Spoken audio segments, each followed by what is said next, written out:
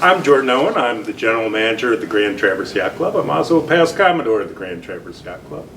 And I'm also a part-time historian, and I'm working on a number of stories about people on the Grand Traverse Bay, and over the past approximately about 150 years, and for the most part about recreation, about commercial fishing, about boat building, and the many interesting people involved in all those pursuits. And one of the things that, one of the threads that I've pulled on lately involves a man by the name of Dick Bassett, who was a Civil War veteran who came to our area in 1877. Bassett, through the course of his life, basically over the next 25 years after his arrival in 1877, became probably the most famous man in Traverse City, to the degree he was a bit of a national celebrity. And the reason for that is that the nature of the print media at the time and how he lived his life. He was a hermit, which makes him perhaps at one point in time a celebrity hermit. Dick Bassett settled and built up an island on the north end of what we now call Power Island. At that time it was called Marion Island. Still today is a campground, which is administrated by Grand Traverse County and available for visit. Bassett came to the area as a 40-year-old Civil War veteran. He was born in 1837 in Iowa. It is said that he lived on the western plains of the area. At the time, you have to remember that we think of Iowa, we think of farm fields and corn, but it was more of the grassy plains. And apparently his family, his father was a herder and also a guide for parties traveling west. And Bassett in his youth worked with his father and basically was an early version of a cowboy, at least in the upper Midwest. And the arrival of the Civil War, Bassett enlisted, as most men of that age. At that time he was 24, probably without any property, that he joined the 5th Iowa Infantry and probably fought the duration of the war from 1861 well into 1864. He fought in the Western Theater that his outfit fought at the Battle of Vicksburg in July of 1863, which was a siege which gave basically control of the West to the Union by securing the Mississippi River. He also fought at Lookout Mountain in Chattanooga, which opened the way for Sherman's march to the sea. And the 5th Iowa followed along with Sherman into Georgia. After that, Bassett sort of drops off the map for a bit. It's said that he went off into the West and worked as a cowboy probably for about 10 years. Now the question is, how do we know all this? It's because when Dick Bassett was living on his island, up to the north on Marion Island, he became the subject of more than a few newspaper stories. In the 1870s, 1880s, 1890s, of course, the primary media of the day was the newspaper. And this was also the telegraph era. Newspapers, dailies and weeklies, had to fill a fair amount of space, column inches. And the wire stories that came in by telegraph or were passed around from one paper to the next took stories that were published in one paper and then reprinted in others. The story of a man who settled an island amongst a fair amount of civilization and lived by himself as a fisherman and a bit of a farmer, made for good copy. The thing was that the story tended to shift over time. They didn't just publish one version of the story, because frequently this story, if they were filling space, would expand and contract. And it's most likely editors added details, removed some, embellished here, polished others. So what was actually the real Dick Bassett is still a little cloudy. So in 1877, Dick Bassett arrives in Traverse City. It's said that one theory is that he moved east because he had been received a wound to the lung in the war and wanted to get away, that he had been on the high plains as a cowboy and the altitude was not doing him well. So he came to Traverse City. Probably the first year he probably lived on the beach, was a fisherman, became acquainted with Grand Traverse Bay and the area, and then in 1878, a couple different stories sort of correlate that date as the first time he settles on what became known as Basset Island. Basset Island is at the end of what is technically Tombolo. It's at the end of an isthmus, but it's actually a separate island which is joined to Marion Island by a sandbar. Early settlers to the area recalled there was a time where you could sail a boat through that space between now Basset Island and now Power Island. On a good day, with our high water recently, you could probably do that as well. But at one point in time, it's thought they were separate islands. And that little formation is actually called a tombolo. So, but Bassett wound up there and he basically started building a fish camp. Essentially, he was a fisherman who worked through the spring and summer and into the fall with both nets and line, probably a lot of net fishing, probably pound nets and gill nets, but also with line. He also planted a fair amount on the island. He had a ring of fruit trees. He had grapevines, pretty well-developed garden as well. His yearly pattern, he stayed on the island well into the beginning of winter until December and the freeze, usually, which was much more regular then, in January, and he would harvest the ice. He built at least he maintained at least 3 different structures. He built his own cabin. He had a dock house, probably where he stored nets. He had probably a 7,500 foot dock, and he also had an ice house. In January, he would cut ice and stock the ice house, and then after that, he most likely would leave the island and go work in the lumber camps. Of course, at that time was the end of the white pine era, and during the transition to the hardwood era. And there was good money to be made working, cutting lumber through the heart of the winter, when that was done, and it was easier to transport the big logs. And then he would return in the spring and start the calendar all over again.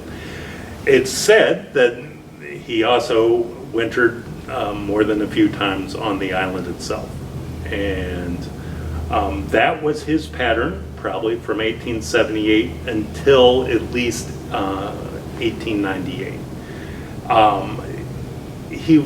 First major exposure for the rest of the world to his story was in 1881 in a profile that was done in the Michigan Tradesman, which was a weekly Grand Rapids newspaper, and came and basically said, this is a man who's living, who is a sphinx, who is a bit of a riddle. Apparently he was not too He was rarely motivated to speak about his own past. As he did not want to speak about his experiences in the war and what he'd been doing in about the past 10 years. And this added to the mystery. A few years later, only about 3 years later, the tradesman wanted to do a follow-up story and tried to get Dick to write his own story.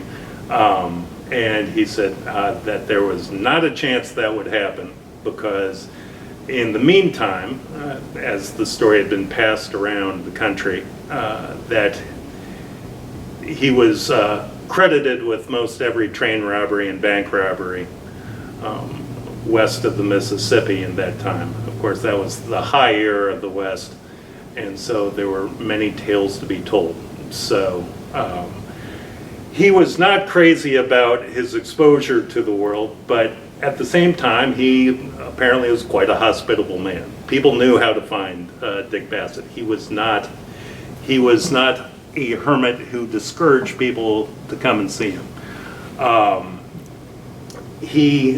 One of the parts of the fascination of the story is that apparently the property itself, the island, was not on official government rolls.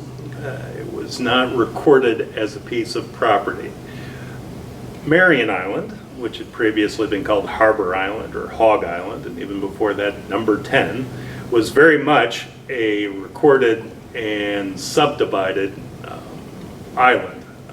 And there were people at that time, in the sort of first phase of Grand Traverse and Traverse City, property trading and buying and selling was probably the number one activity, commercial activity going back and forth. And until the Frederick Hall bought the island in 1877, and he was basically a lumber real estate magnate based in Ionia, Michigan. And he bought the island, probably with an eye to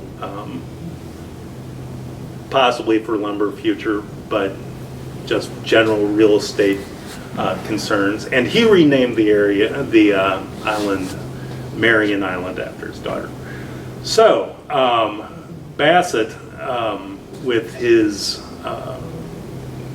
on his island, it was thought that the government had no record of this particular piece of land. So Dick Bassett, at a time when your right to vote was based on your ability, that your proof that you paid property taxes, Dick Bassett was technically he was a king of a no man's land. He was out there on his own island. Technically, it's thought he couldn't have voted. He didn't pay property tax, and this added to the fascination. So that is how we find Dick Bassett well into the 1890s. Early in the 1890s, there's another story that is originally published in the Chicago Herald and is passed around the country and republished many times and modified many times. And in fact shows up in the New York Times. If you Google today the name Dick Bassett, one of the first things that pops up is that story as published in the New York Times. But Dick Bassett, once again, is a bit of a fascination, that a man who doesn't pay taxes, has this peculiar lifestyle, has many a visitor because people come out to see him, to see the celebrity hermit, and that generally carries on into well into the 1890s. At this time, Bassett is well into his 50s, and obviously that life is a little tough. As somebody who's about that age right now, I can imagine it was a challenging lifestyle. So at that time, moving into the late 1800s, he certainly has developed a support network with friends and business relations, basically Bowers, centered in the Bowers Harbor area. He has a network of fishermen who he works with, and actually sort of a consortium in buying and selling fish and delivering them to market here in Traverse City. At that time, 1890 is really the blossoming of Traverse City into the Queen City of the North. Today we think we're kind of in a zenith of life in Traverse City, and to some degree we certainly are. But the 1890s were sort of the first real zenith where the city literally transformed itself from mud and dirt and snow streets to paved streets, from wood structures into brick structures.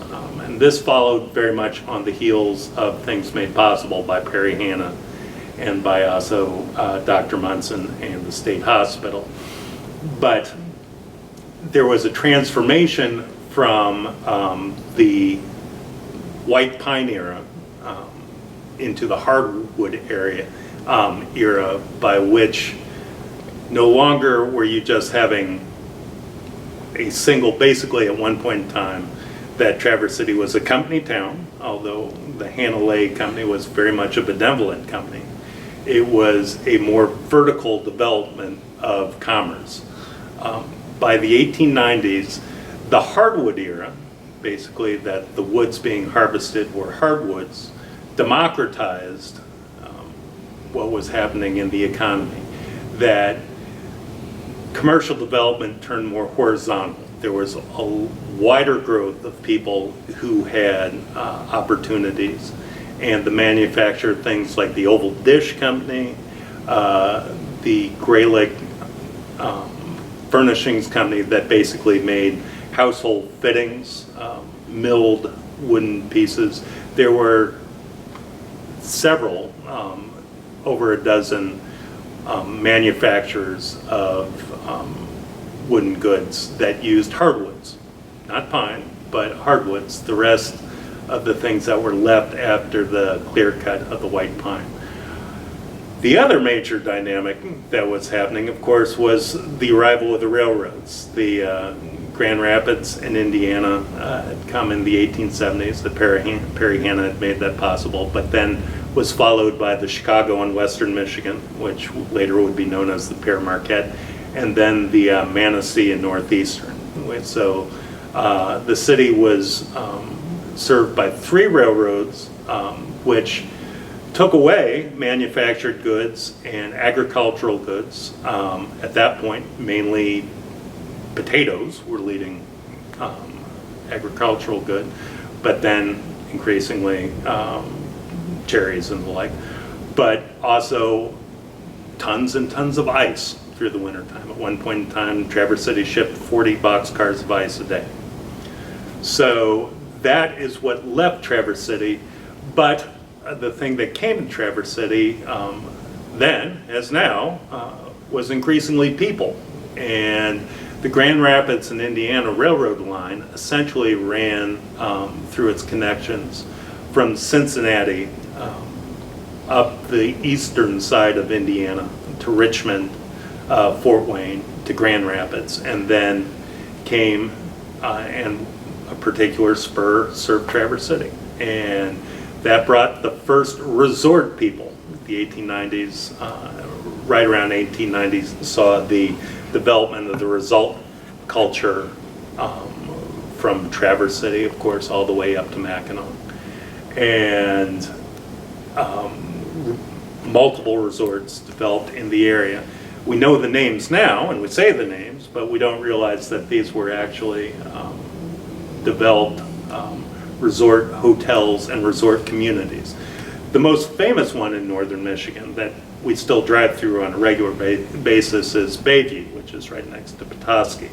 And that because you drive through it and you can see the older houses, and it has a sense of community. It literally communicates that sense of community.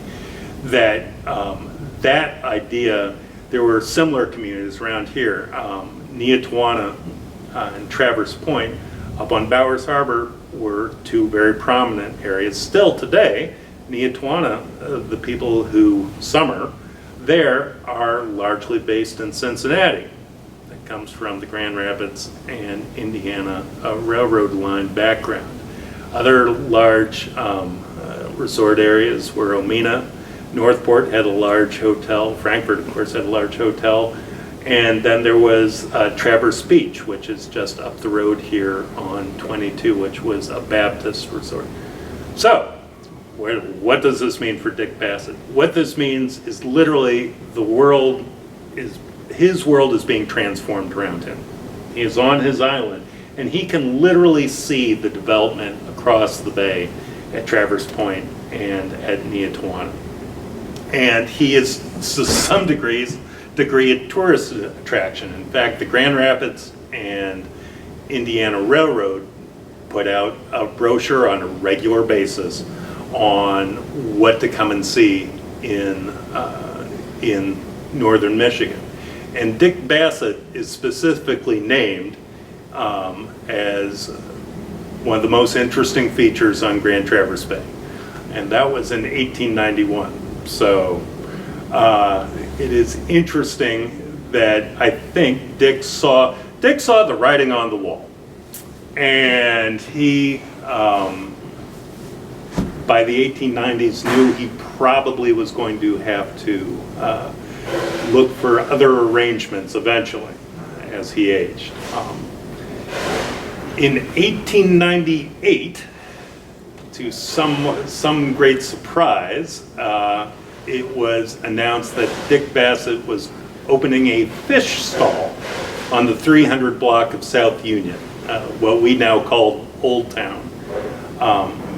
Dick had, with a group of his fellow fishermen in the area, developed a network that was going to provide him with fresh catch, and he was going to sell it from the fish stall. And that block is essentially what we would consider near the corner of Lake and Union, which essentially is right next door to just north of what is Brady's Bar. But at that time was the Hotel Sileson, I believe. So that location today seems a little bit quiet. When we think about the name Old Town as a neighborhood in Traverse City, that was actually a developing area. That was very much a new and growing area. Old Town was one of the centers of the Bohemian immigrant group in Traverse City. And at that time, what is now the central neighborhood was very much growing. Across the street from the Dick Bassett's fish stall was the Bohemian clubhouse, several businesses, and directly behind him was the Chicago and Western Michigan passenger station. I found a picture, basically, which I believe to be in 1898, of people awaiting the arrival of troops returning from the Spanish-American Civil War, not Civil War, just plain war, the Spanish-American War, and shows that area. It was that area,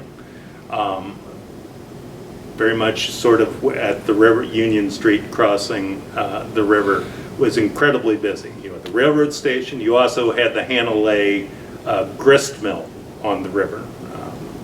You had the Traverse City Ironworks as well. So it was a center of commerce and interest and just plain traffic. So he set up his business there, and also in that year, 1898, it was revealed in the Record Eagle that Dick Bassett had married, which was a great surprise. That Dick Bassett knew he was a celebrity to a degree, and when he married his wife, whose name was Kate Hopkins, he wanted to keep that under wraps for a while. She was had family in Leelanau County. Of course, Dick was technically a resident of Grand Traverse County, and he decided the smart thing to do was to go camp in March in Benzie County for 10 days to establish residency, and there they'd take out a marriage license, which they did. So that is how he eluded public finding out that he had gotten married, and that news broke in the Morning Record in August of that year. And Dick, as much as a lot of information comes out about Dick Bassett through national sources, he's also a character who comes and goes in local newspapers. Basically, not altogether more so than other community figures, but he is a figure of note who pops up here and there. And it's usually also with more mundane things, like opening a fish stall, disputes, commercial disputes and the like. And also possibly his ongoing sort of interest in gaining title to his island, which comes up in 1899 is a report that Dick welcomes a visitor to the island. Two prominent local businessmen, Joseph Montague, who's a local hardware merchant, and Charles Murray, who's the local agent for the Grand Rapids in Indiana. He's basically the railroad's head man here in town.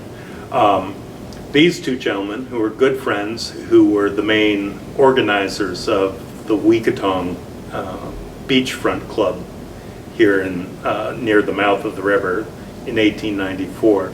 They brought a visitor out to Basset Island, to Dick's fish camp, which was a young man at that time, 31, by the name of Charles Hallett Thorne.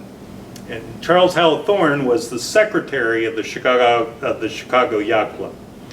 And by day, Charles Thorne was on the board of directors of Montgomery Ward because his father was the co-partner with Montgomery Ward in the Montgomery Ward operation. Eventually, Charles Thorne would go on to be the chairman of the board of directors and essentially the CEO of Montgomery Ward, and rotated through the company. But when he came to the island with the idea that the Chicago Yacht Club wanted to develop a center for regattas and maybe even their own resort, but it would be a cruising station. At this time, around the turn of the century, 1890s, this whole era of, just as Traverse City was in a time of rapid transformation and improvement, the nation was as well. This is what some people called the McKinley boom, that due to a number of economic reasons, also having to do with a gold rush in the Yukon, that there was a lot of easy money around and rapid commercial development. And it was also an era where yachts were a bit in fashion. There was a moment before the full arrival of the automobile, before the arrival of the airplane, that yachts, and in some ways it's not unlike today where we have a growth at the upper end of the boating market with super yachts, but yachts were all of the fashion. And at that time,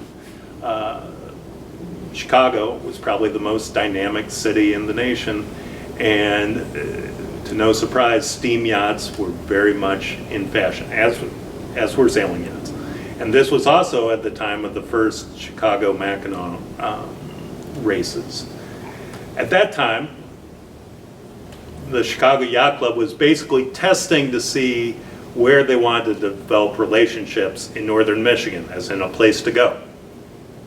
Obviously, they settled on Mackinac. because more than now close to 120 times they've had a race to Mackinac. They also at different times had races to Harbor Springs.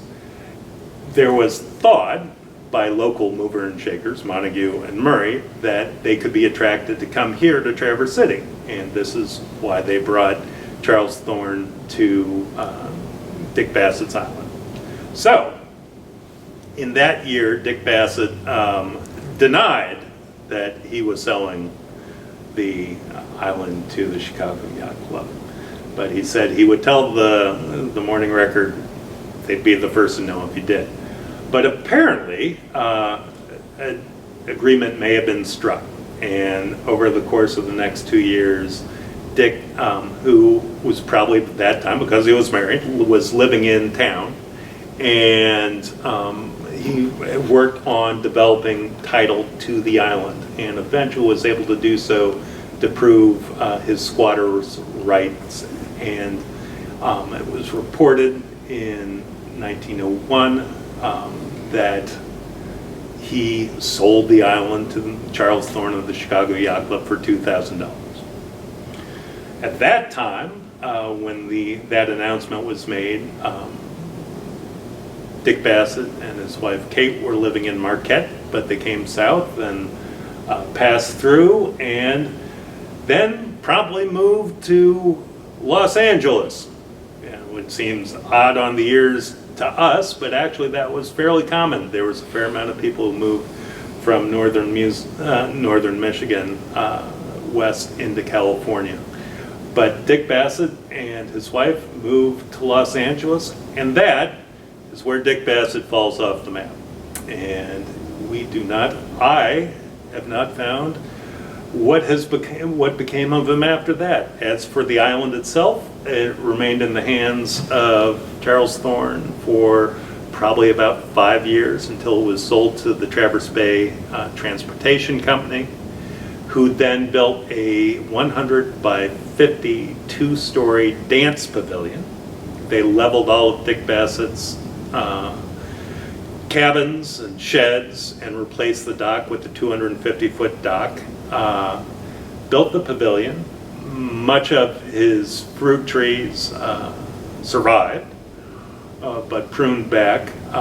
In 1906, the steamer company started service out there. The boats would leave essentially now what we call Clinch Marina, but the transportation dock at 7:30, and to head out for an evening's entertainment out there, be it dance music or a movie. In fact, the first movie shown in the Grand Traverse area was out there on Basset Island at the Dance Pavilion in 1907.